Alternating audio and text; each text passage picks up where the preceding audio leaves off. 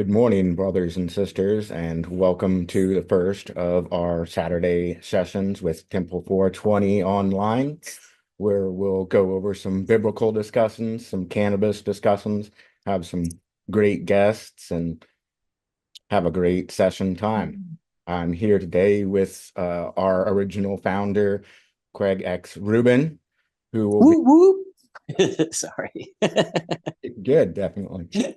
And we can open it up however's good. What would you like to tell people?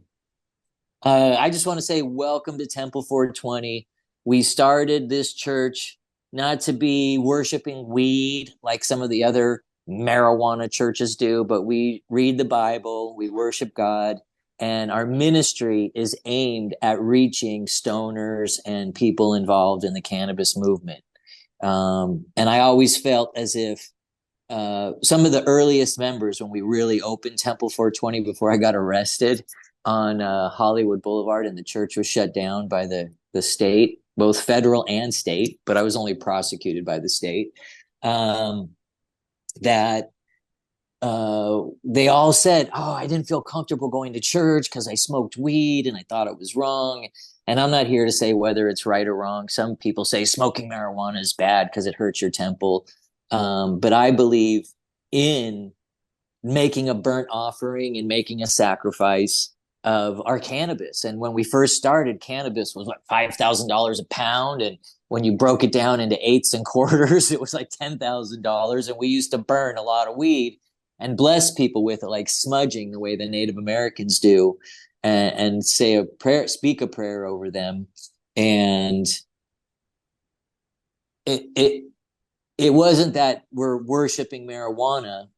It was that we just wanted to attract the cannabis people and make them feel okay coming to church and build a community of people that either used cannabis or thought cannabis was a gift from God from Genesis 1:29, and wanted to be in a community where they could commune with people they related to and study the Bible together. So that was the purpose of creating Temple 420. How did you, let me ask you a question. How did you first find out about Temple 420 and what drew you to it? I'm not exactly sure. I was going to kind of hit on that because I know it was 2003 where I was kind of following up what I needed to do because I'd had prior visions before that from God saying, "Hey, I provide you this plant that gives you all the things that you need from food to shelter to medicine."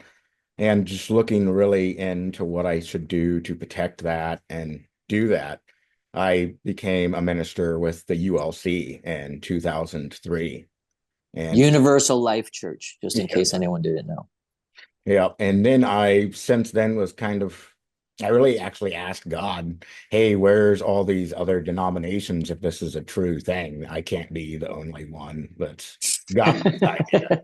And then I know it was around March, April, I think 2004. I ran into your Judeo-Christian Temple 420 starting up and was like, And we were just online back then. We didn't actually have a physical temple, but we got, I mean, we had like 100 members within a month of launching or more. It was like it really grew fast. And then when we really opened the physical temple, it continued to grow. And then they came and shut us down. and then at that point, I was like, "Hey, this guy seems like he knows what he's doing. Let me call him up and see how how I relate to this and if this is true." And called up that before I joined and definitely found that you were on the right spot, the same spot that I am with that. Well, and I feel like I really didn't know what I was doing either, but I was a new Christian, having been raised Jewish and really loved the Bible. And I was really getting into the New Testament because as a Jewish person, they're like, I only read the first half of the Bible. That's so wild. That's like the opposite of mine being Christianity. They're like, "Ah, that old part is the old part. We don't even go into that anymore." Well, and you know, it's so funny. That was what I experienced when we opened the temple is that all the because we did two services. We did one at Saturday and one on Sunday. And the Saturday service we focused on the Old Testament, and the Sunday service we focused on the New Testament, just trying to stick with, what was going on at the time. I mean, still going on. Jews worship on Saturday and the Christians were worshiping on Sunday. So what I found was the Jews all showed up on Sunday to learn the New Testament, and the Christians often showed up on Saturday because they wanted more in-depth knowledge of the Old Testament. That's interesting. That's really cool, though. Yeah, and we had people driving like 100 miles round trip or more just to come to Temple 420 to be part of the community. It was a really, yeah. I, I, I all of a sudden the people's names are slipping my mind. Jessica and oh man, I forget her boyfriend's name all of a sudden. Evan, I believe. He's such a nice person, but we they used to drive so far each way round trip, and in LA traffic, even to go 12 miles to go to church is a little bit of a sacrifice of your time and your mental peace because the traffic's so awful. That's terrible, even on a Sunday. Wow. Yeah. Well, it's not quite as bad on Yeah. Sunday, but it's funny. All of a sudden, it just reminded me of the pandemic when it used to take me 45 minutes to drive from Beverly Hills to downtown LA. And suddenly, when the pandemic was going on and there was no one on the streets, you could make it to downtown in 15 minutes. Probably didn't know one, what to do then. one third the time. That's wild. So, yeah. And one of the things you brought up too that I've always run into too to try to explain with people too is a lot of them do take in that, hey, you guys worship cannabis. Like, no, we don't worship cannabis. I run into, even because I've done a few groups online with some other cannabis churches where we'll have especially really straight edge Christians come in and say, hey, you guys are worshiping cannabis and you're violating sobriety with that. Which the sobriety one I think's the craziest one because they don't exactly, I don't think, plays to what that means. To my understanding of it, at least, and when I go back and look at the Strongs, they were talking about being in a state of mind that the devil can get in and make you get into sinful states, which, like I tell a lot of people, that could even be your caffeine and your mocha in the morning. If you are all grumpy and assault people in the morning because you're grumpy, or go and lust at the barista, like, hey, you've got to watch what's coming in as sin. It doesn't just open it up like a lot of people seem to take it as. Mm-hmm. And it's interesting because I always associated it with alcohol specifically. And I've been drunk like 2 or 3 times in my whole life, mostly as a teenager. And I always found that I made stupid decisions when I was drinking alcohol. But cannabis never led me to do uh, immoral or bad things. If I was going to do something wrong on cannabis, it was my choice. It wasn't because I was smoking weed and couldn't control myself. Right, exactly. One thing, yeah, definitely out there on the side here.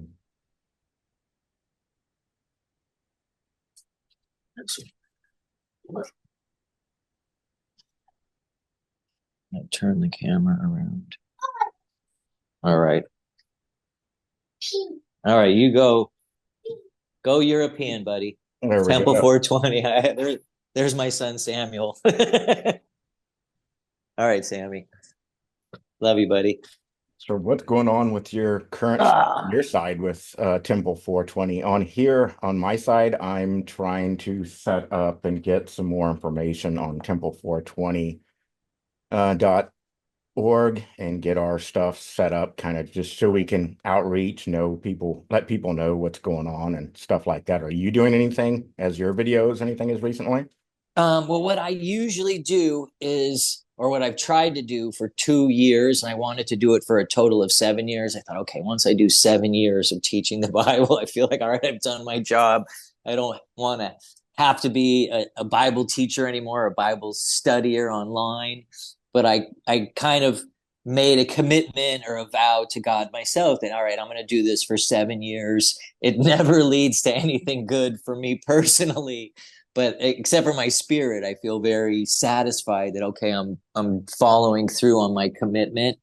And so I like to do 40 straight days of teaching the Bible, starting with Rosh Hashanah, the day of the the day of shouts, or the day of trumpets, as some people call it. It's the Jewish New Year. And then we have 10 days of awe until Yom Kippur. And I think that the fall festivals, um, like the Feast of Tabernacles, aren't well known or discussed. So that's why I decided to, or felt inspired to do the 40-day Bible study at each Rosh Hashanah. And I'm like, okay, I can commit to that. And I'm still I feel like I'm being attacked. I bought a church in West Virginia, and I was really attacked by the city treasurer. I don't even know what her name is, the one who assesses property tax. She goes, "You're not a church. You're not a church. This thing isn't real. You're just as a scam so you could save tax money." And I bought the church for $30,000, and she evaluated it 300 and something thousand dollars. So I was charged more than $7,000 on a church I bought for $30,000 for a property tax, which she went back and opened the books after the fact and hit me with this huge charge. And then, even though the city attorney said, no, you don't have to be, because she was saying, well, you're not a not-for-profit 501c3, so there's no way I can give it to you. But the city attorney gave me a letter in writing saying, no, you don't have to be a 501c if you use it for church activities. But I was still very persecuted, not criminally, but financially, in Wheeling, West Virginia. And it was difficult. And then I got arrested by Pool. Tim, the podcaster, had me arrested, which was very disappointing. Did you see the news that he's supposedly working with the Russians? That was crazy. Well, I don't think he was working with the Russians. It seems as if some Chinese spy. I think China really wants to destroy America, not necessarily the Russians. It's funny because I think, not that saying Putin is a good guy, but I think we have a lot more in common with the Russians than we do the Chinese. And the Russian is like a Christian nation that we should probably be friends with, find a way to be friends with, as much as possible, over the Chinese, who are persecuting Christians. And I knew a lot of Chinese Christians because I was teaching English in China, and I got to meet them and talk to them and have English sessions with them where we just talked about the Bible over and over and over. So they were so fast. They were so hungry for the word. Wow, I bet. Yeah, I was Yeah. usually restricted from that over there. I hear if they find you with one, they'll just tie you up to a pole and machine gun and get rid of you.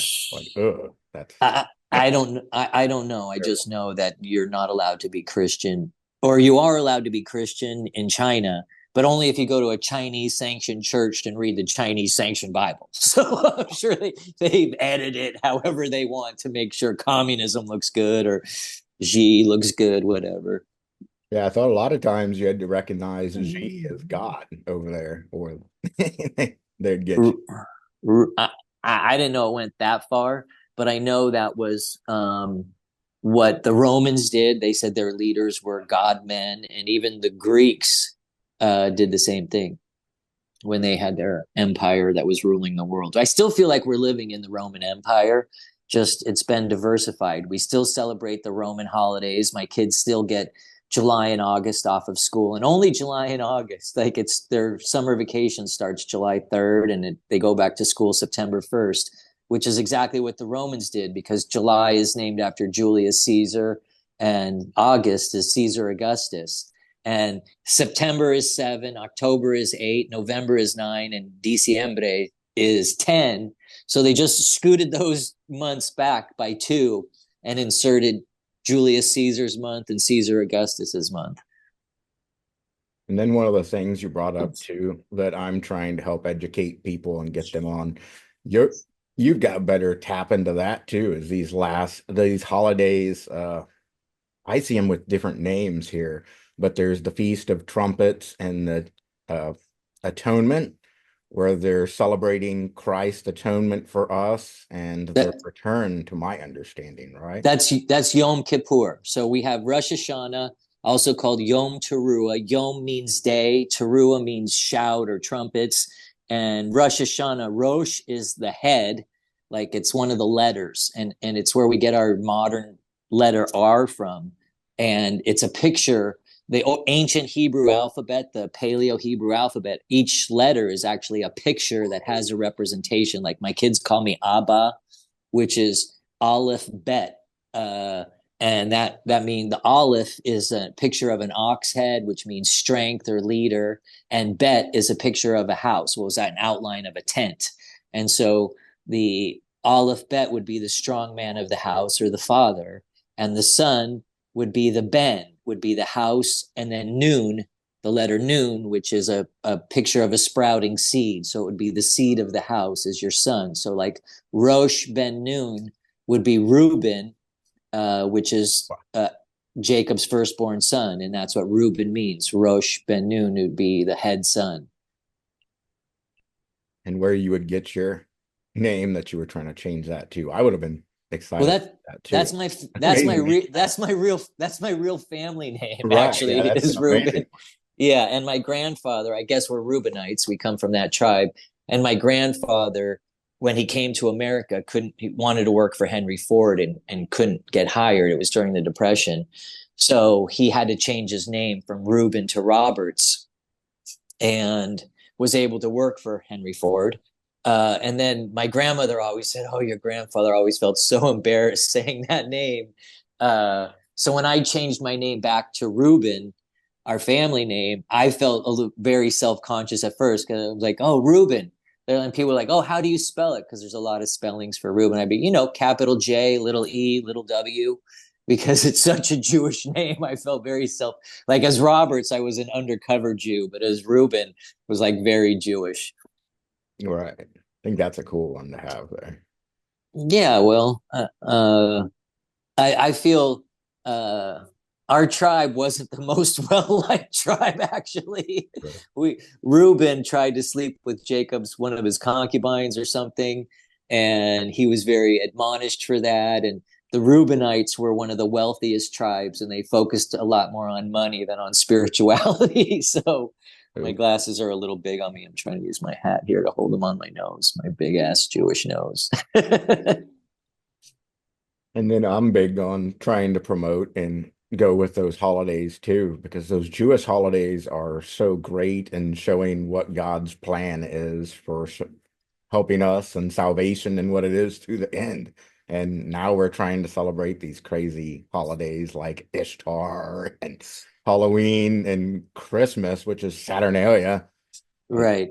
this is so crazy and doesn't fit into anything that God would have wanted with that. Well, I think the early church still celebrated the Jewish Moedim, the Jewish appointed times, but when the Romans made Christianity the official religion, they stopped persecuting Christians and they helped spread it, but they wanted to take it away from Judaism. The Romans hated the Jews.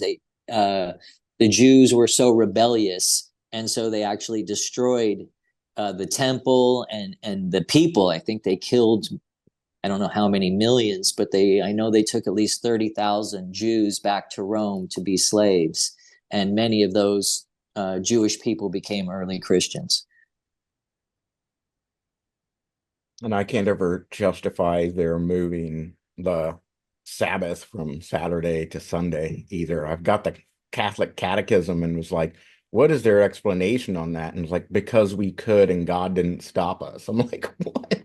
That's not really a good justification. You can just do something and God didn't stop you, so it's justified. Like, that's crazy. Well, and that's the whole thing is that Constantine, the guy who made Christianity the official religion, he was a sun worshiper, as were a lot of the pagan um, religions. And his on his own coin, it said Sol Invictus was, I think, the invincible sun. And one of the um, things about the Roman days is they're named after the seven visible bodies, celestial bodies in the sky: Sunday, Saturn's day, um, Moon day, Martes, Mars day, Mercury day. miércoles and viernes for Venus, or that jueves would be Jupiter. Jupadi is what it's called in like Italian or Latin. So, I mean, we still have these same days today. Like in Spanish, it's domingo, uh, lunes, martes, miércoles, jueves, viernes, y sábado. So, and they very much line up with some of the other Romance languages. And Romance isn't that it's sexy and romantic, but it's Romance languages coming from the Roman Empire. Wouldn't you know they named it after themselves? Well, I don't know if they named it after themselves. This is after the breakup of Rome, but the languages came from Rome, from the Roman language Latin. That makes sense. Yeah, I'm shaking my camera around here. Sorry, guys. We'll see you're all stable, and I'm all like, ah. Yeah, I've also got mine mounted over here. You're probably using your phone too. My hands. But yeah. I have the best. I could do it on my computer, but I just don't have as good of reception and can't hear as well when I link into the Zoom on the computer. We've got a little bit left here too. What? How much time have we been talking already? I know we do a 30-minute session because it records for 40 Yep. for Gives free. you 40 minutes, and we look like we're at 9:26 here. Worth it. 9 minutes and 26. We're at 9:26, so we've been in 26 minutes, probably 21 minutes. Oh, you're kidding. Okay, so we're winding down. Go ahead. Yeah. You tell me. And you know what's so is I'm watching more podcasts these days just because I am. You listen to them as you work down there? Those are usually pretty long. Yeah, sometimes there's this one guy, Graham Allen, I think his name is. He's a Christian military guy, US, and he's got some interesting guys on there. Sometimes I'll catch highlights of Joe Rogan, and uh and then I watch a lot of pastors do their things at night. In the morning there's a guy, John Barnett, who I really like. I don't always agree with him, but I like him. I mean, some of my favorite Bible teachers are like Chuck Missler, Michael Rood. I think each one of them has something that they have understood about the Bible that is really correct. Like Chuck Missler really focuses on the science of the Bible, and Michael Rood focuses on the creator's calendar and on Jesus' ministry only being 70 weeks long, saying how this 3.5 years thing didn't come around for a long time, and the Gospels don't line up with 3.5 years. There's not three Passovers that they attend, and there, if you just trace the things chronologically where they are when, it comes out to just a little over a year. Wow. I haven't heard that one. That's interesting. I'll have to look into that. Yeah, it's very interesting. And then John Barnett, he's so knowledgeable about the Bible that I like listening to him. And there's this new guy, Robert Breaker. He's a real end times guy as well that I really like. So I'm checking my AC. It's getting cold in my room. Okay, so I'm gonna sit in a chair rather than on the floor. And as we That's more wrap it comfortable. up here too, what kind of Mhm. things do we want to tell people they can look forward to? I know we should definitely discuss as cannabis as the incense and in the holy anointing oil and the discoveries I found myself on those. I'm sure you've ran into some things and know some people that have some interesting things to say and some good stuff like Um, you see coming. yeah, I mean, I don't know what's coming up here, what you and I are gonna do, but oh, What that's an can we outlet. got? Give them for teasers. You can tease all you want. I really don't know, but I can tell you the story that I first learned about the anointing oil having cannabis in it. I always thought the interpretation of calamus, or I forget, cannabosum is what it is in the Bible. And some people, oh, that's calamus, some poisonous plant. And some people said, well, cannabosum sounds a lot like cannabis, etymology in the history of words.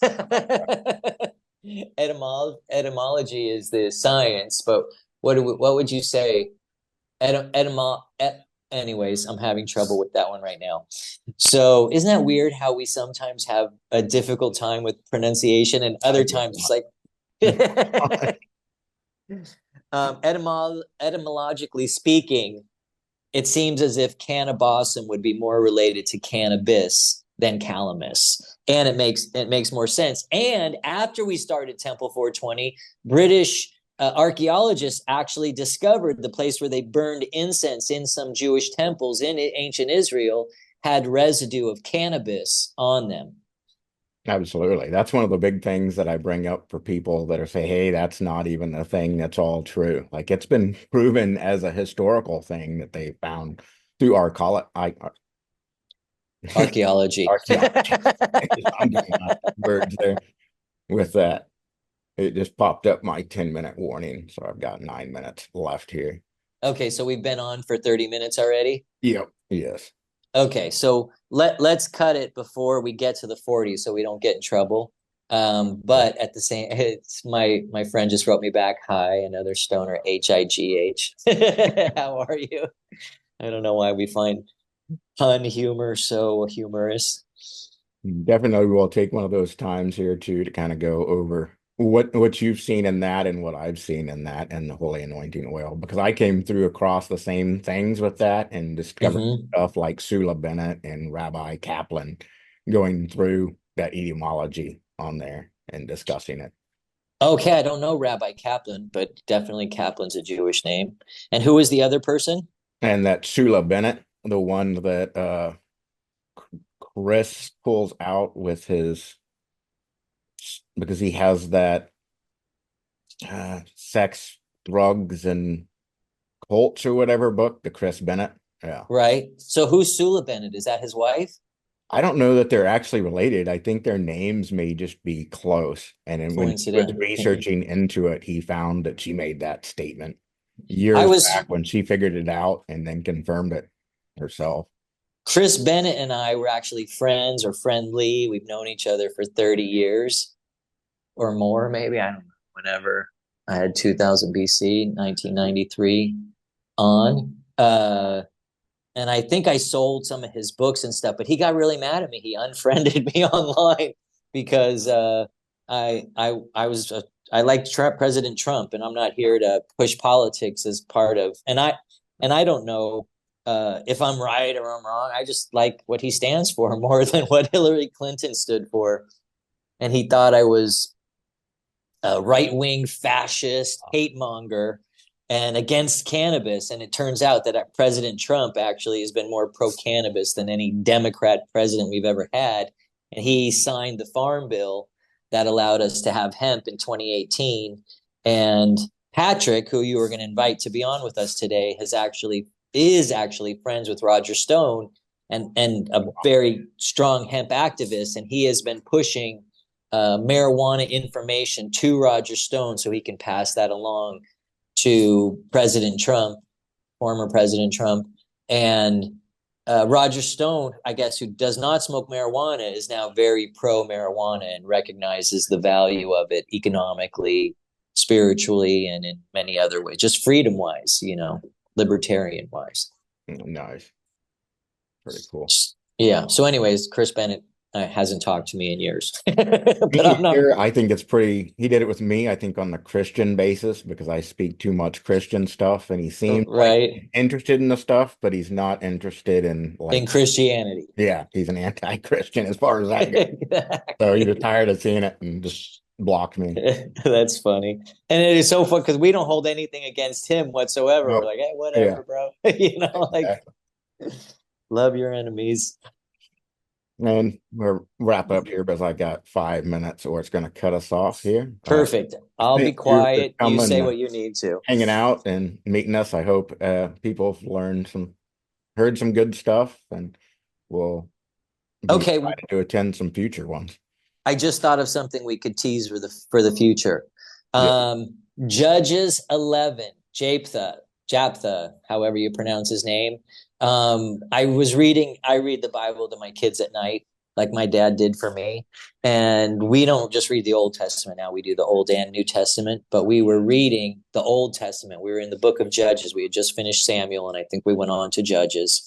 And I think the big theme of Judges was there was no king, meaning that they didn't make God their king, and they had no earthly king. So each man did what was right in his own eyes. which is really the devil's tool, um, to make you like, well, and that's how so many people are these days. They're like, well, as long as you're a good person, you don't have to follow the Bible, you'll go to heaven, blah, blah, blah. But we know that isn't real.